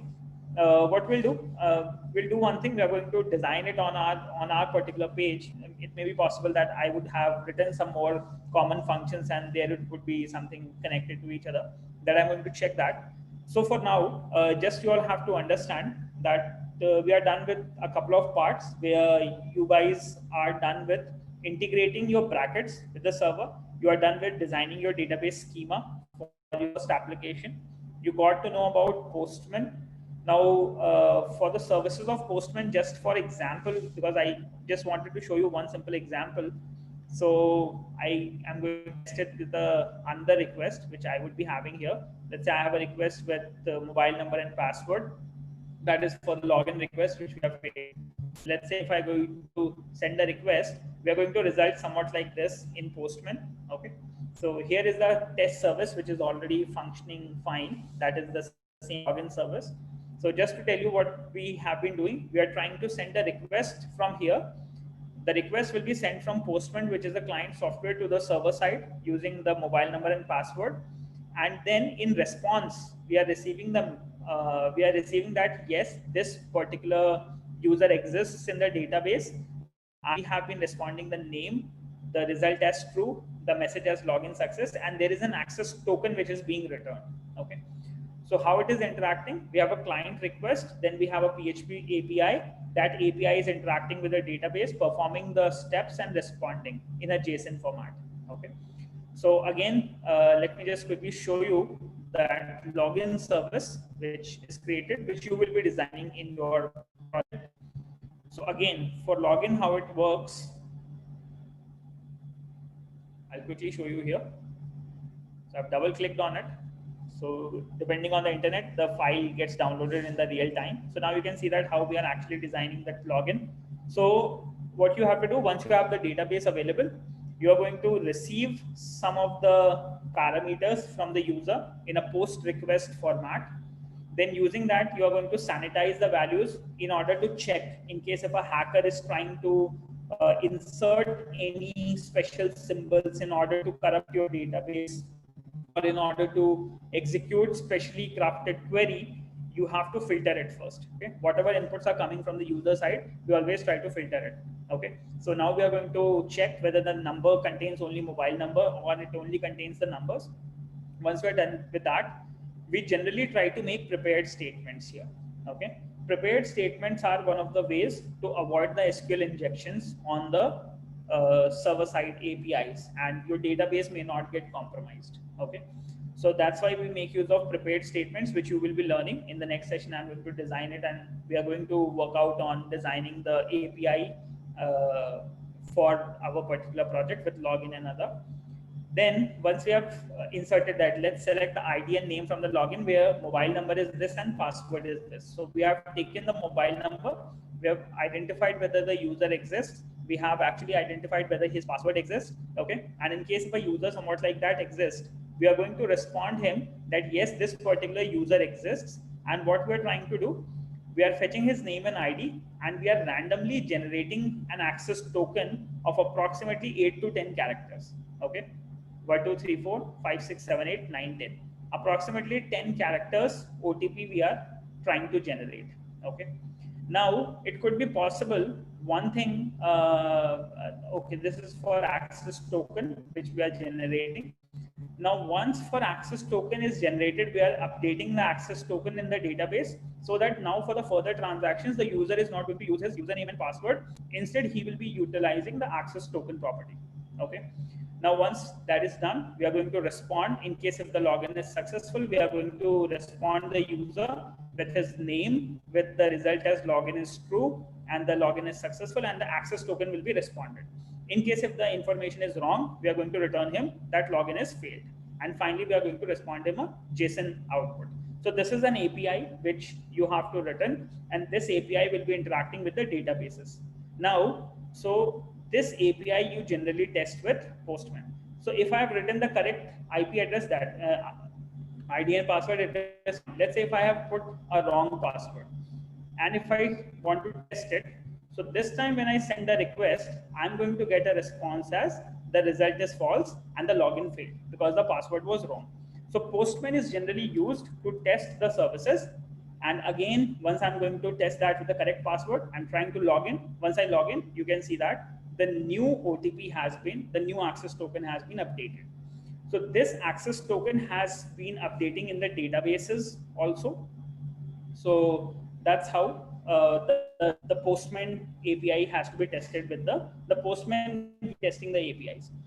So for now, as you all are clear that we are done with some of the parts, where we are done with 4 of these specific parts.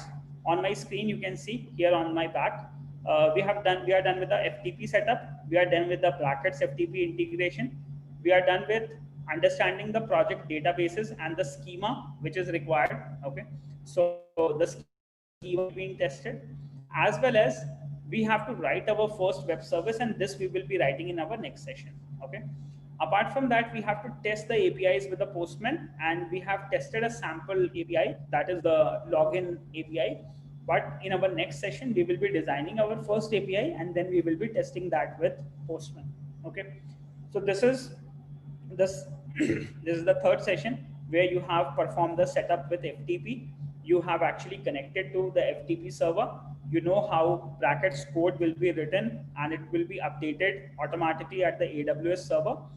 Now you also know how to access your AWS server with command line, and using that you can do various operations like accessing the database, creating the database, inserting the values into the database, setting up the various constraints. Okay.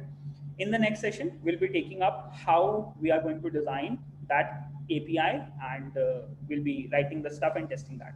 Okay. So now the time for questions. So this is all for today's topics. You all have to go back home, test all these topics appropriately so that it is clear to all the participants about how the server is configured and how the API will be created, how the databases will be created. And followed by that, the final thing we are proceeding towards is, let us just quickly have, in case if there are any questions left. Okay, so you guys can quickly post the questions to me and I will quickly respond. Okay, now let's see. So next question is, while appending the server, so Rubesh Gupta, the problem will be solved once you will have your port numbers allowed in your AWS server. Okay, so in the firewall of AWS, you have to make use of 1 to 65,535 port number, and then you will get access to your connectivity. Then we have got, okay, Jasjeet Singh has already given a nice solution. Remove it and install it again in case if there is any other configuration. Prakhar Agarwal is saying, sir, I actually couldn't pay for Python MTS certificate. So is there any chance to pay now? Yes, you can pay for Python certification. That is not a problem at all. We have selected the first lot and we have got approximately registrations of 350 people for MTA examination. And we will be, so it will be very difficult for handling approximately 350 people into one Zoom meeting, because we will be organizing certain configurations. So we are going to divide these students into a batch of 50-50 each. Okay. And accordingly, we will be taking up. But in case if there are more number of participants, those who are interested to still submit your fee for MTA certifications, the option is open. You can actually take up submit for MTA certifications. Okay, the fee for MTA certifications is 900.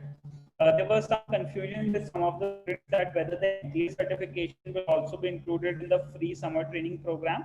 So MTA certification is an add-on program. It is not compulsory to anyone. In case if anybody is interested to take Microsoft certifications, then they can pay for that certifications and take it.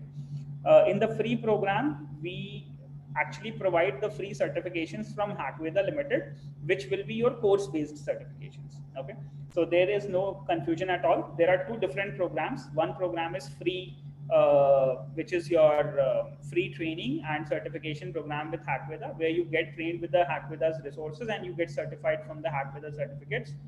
Secondly, there was another program with Microsoft certifications, so which we have introduced to the participants, and it's not compulsory for all. Even if you do not take the MTA examinations, Microsoft examinations, it doesn't matter with Hackveda certificate. We are definitely going to provide you the certificates for your 4 to 6 weeks training.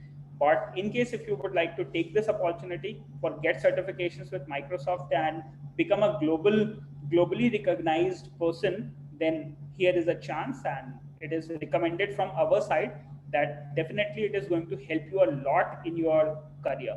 So in case if you are at college, if you are really at associate level, and at the associate level, which means you are in college and you get certified at an associate level, that gives you a quite relevance and quite advantage for your career perspectives. Okay, so I really recommend that. That's my personal recommendation. And apart from that, it is not compulsory for anyone. It totally depends on your choice if you would like to go for Microsoft certifications or not. Second, HTML required attribute is helpful. So HTML required attribute will be working when we will be working on the HTML UI designing, Harsh. At the moment, since we are working at the server side, so there won't be any HTML required option there at the server side API. HTML required attribute is a client-side attribute, and that happens when we design the code in HTML and CSS. But as of now, we are working towards the backend part, the service part first, and the service part is very important because 90% of the hacking actually happens in the service part. Nowadays, applications do not directly connect with the databases. There is a hierarchy in the industrial applications, and all the web applications and mobile applications only interact to an API, and that API interacts with the databases. So the security of the API is very much important, and you will be learning how that particular part is done. Okay. So we'll be working out on that. We'll be designing all this stuff so that you will get the appropriate insight, and then you will be able to design any kind of project you want. Then we have got same error, brackets FTP connection. Ports are also allowed, but still you are having connection. Okay. So why my brackets is showing error is updating my index. It says failed to upload response code 550. Okay, so fail to upload may happen if you do not have the right privileges on the FTP account. So you have to use sudo change mod, and you have to allow the var World Wide Web directory with the ch own option as well as the ch mod 777 option. Once you enable both of them, then you will get read write access on the server side, and your file will be uploaded. Okay.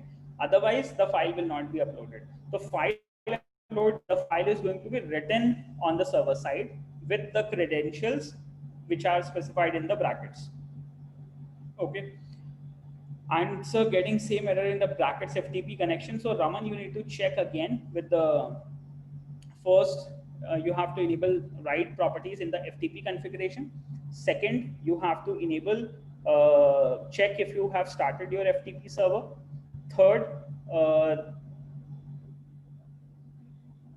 Third, what you can do, you can quickly check back if your FTP server as well as Apache server is running. Fourth, you need to quickly check back the password. You have to set the password for EC2-user. If that is correct, you'll be able to connect it. So after my session, after this session gets over, just follow the instructions which you have taken at the start. Just follow the instructions step by step, and I assure you 100% you're going to get a connection done. And just try to make a new connection. Instead of modifying the previous connection, for the first time, just try to make a new connection and try to sort the problem out. Okay, so for SBS Sairam, you need to do this. Sudo ch mod 777/var/worldwideweb/html/ to the files. Okay, to all the files which are available in the directory, as well as you need to have the ownership. Sudo change the ownership recursively to ec2-user:/ec2-user for this path var World Wide Web HTML. Okay. So once you will do that, and refer the videos because some of the symbols are truncated and terminated from this chat. So I would really recommend if you all can quickly review the video and then try to implement that. Okay. So thanks a lot, everyone. Thank you for attending today's session. In the next session, we will continue with writing our first API. We will be designing the login and the registration APIs with all the security constraints. And in the next session, you will also learn about the SMS integration, the SMS OTP, how they are sent. Second, you will be understanding how email validations are also done. And email validations means the actual email validation, that whether even if the format of the email is correct, whether the email exists on the server or not. Okay. So all that things will be checked in the next session, so that you can actually maintain a database of appropriate users coming to your server. Okay. So that we will ensure in the next session. Thank you so much for being available, and thank you so much for the wishes you guys have made me for my birthday. It really made my day, and I feel pretty privileged to interact with you all on my birthday. And now I'm going to go and have party with my friends and family. And I also wish you all to have some good time at home. Okay. For the next session, there won't be any prerequisite. Just today's session would be enough.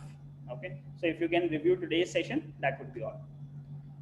And in a very short duration of time, as soon as the session ends up in like 15-20 minutes, we will be releasing Python evaluation test results and certificates. Okay, so yesterday we have allotted it to everybody for reference, but today we are again allotting it with the evaluation scores matching, and the appropriate certificates will be allotted to all the participants.